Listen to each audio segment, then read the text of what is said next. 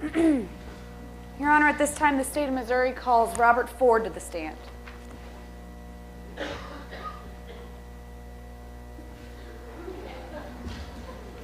Yeah. Oh, Mr. Ford, would you take your hat off, please? Come right up here, please, sir. I think it's, yeah. Raise your right hand and be sworn. Okay. Do you solemnly swear the testimony you will give in this cause shall be the truth and nothing but the truth, so help you God? Yes, ma'am. You may be seated. Thank you. Good evening, sir. Good evening. Please introduce yourself. Name is Robert Ford. Mr. Ford, did you know Jesse James? I knew Jesse James. How did you know Jesse James? I was a member of his gang. Did you know other members of his gang? Yes. Did you know a man named Woodhite? I'm not going to answer any questions on the ground that they may incriminate me, ma'am.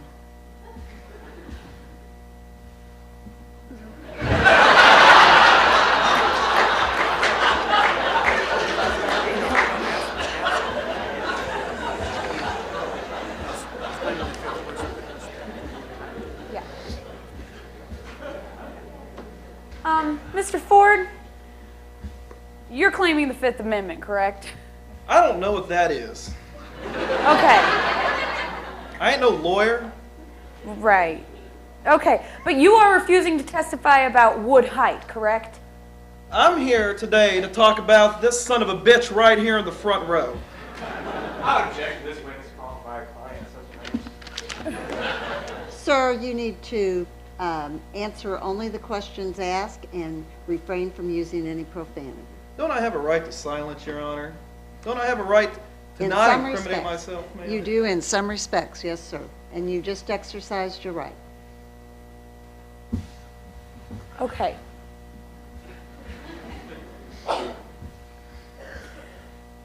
Mr. Ford, I'm going to draw your attention to January 1882, Kansas City, Missouri, St. James Hotel. Were you there that day? I was. How did you get there? How did you come to be in that meeting? Now, if I reckon correctly, there were two meetings. Which one are you referring to? I'm referring to the one with Governor Crittenden. Oh, yeah. I remember that one. How did I come to get there? Yeah. I don't mean by horse. I mean, how did you? By horse. Who told you about this meeting? Who told me about this meeting? Well, I had a meeting 2 weeks before where Commissioner Craig, among others, was bullying me about Mr. Height.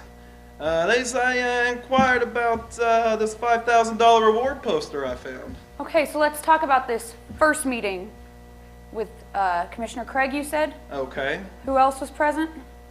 Commissioner Craig. Oh, hell, I don't remember. Sheriff Timberlake may have been there.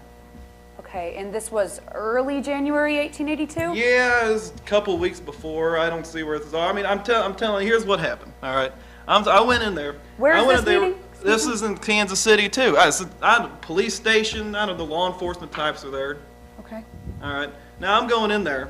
And I'm sitting down, and they're asking me all these stupid questions. I'm not saying anything about them, but on my way out, I asked old Commissioner Craig about the reward poster I found. It's $5,000 dead or alive. I also seen this government proclamation with his name on it, and by him, I'm talking about the governor. Now, I see this, and I ask him, is this thing for real? Because my brother's a member of the James gang, and I could figure I could probably get at him.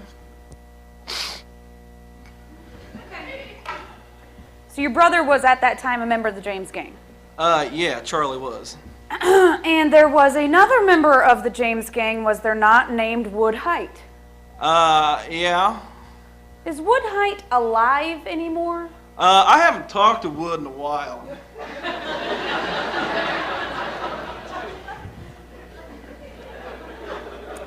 Okay.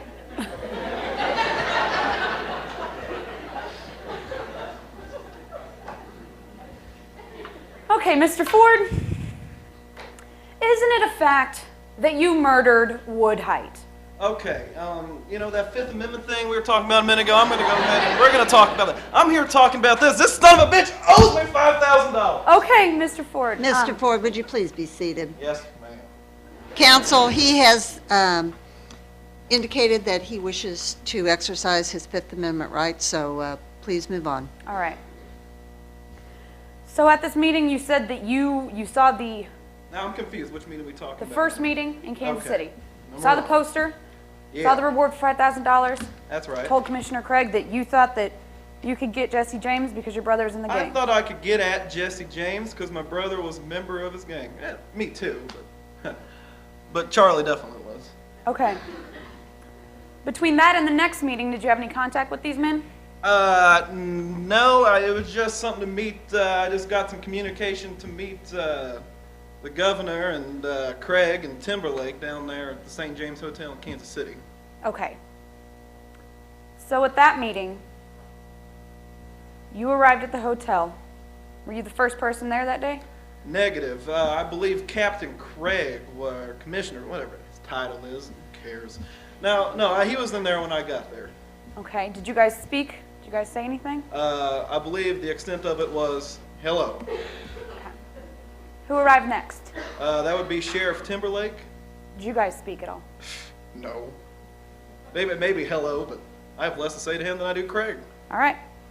And finally, who arrived? His Honor, Governor Crittenden. Now, what was the first thing you discussed at this meeting? Governor Crittenden walks in and he looks at me and he says, I understand that you could take care of our Jesse James problem. What did you say in What response? did I say? Well, I looked at him myself and, it says, I could get at Jesse James, because my brother's a member of the gang. I could get at him. What did the governor say after you told him that? Well, he looked at me and he said, now, I want you to get him. And I want you to get him. I don't want you to get at him. I want you to get Jesse James. And the way he emphasized the word get made me think that he wanted me to kill him. After he said that he wanted you to get, not to get at, but to get Jesse James, what did you say? What did I say? Well, I says, well, Governor, it's a fairly risky proposition you got there. Now, I remember I remember seeing this reward poster of $5,000. You going to pay me this $5,000 to kill Jesse James? Is that correct? Okay, so you were interested in the money. What did the governor say? Governor said, I want you to get Jesse James. What did you say after that? What I say after that, the way he emphasized that, and then he followed that up, he said, now there's another $5,000 there if he's convicted. But after he paused and thought about it, he says, oh, but $5,000 if you get him. And what did you believe that to mean? What were you getting? would I believe that? Honestly. Speculations with the government. He's already testified to what he thought it meant. Overruled. I thought that it meant he wanted me to kill him. 100%. What about the statement about the conviction? What about the statement of the conviction? What conviction? You said something about $5,000 for a conviction. Oh, that. Well, it's $5,000, but he said that, and that's all he said about that. He emphasized the get. He emphasized the get again. He said he wanted this problem taken care of permanently. Okay, so after you had received the message that you believed the governor wanted you to kill Jesse James, did you express any concerns or doubts or worries about Hell that? yeah, I did. What were those? Okay, well, where to start? Okay, if I'm gonna go out there and I'm gonna infiltrate, is that the word? I didn't go to school.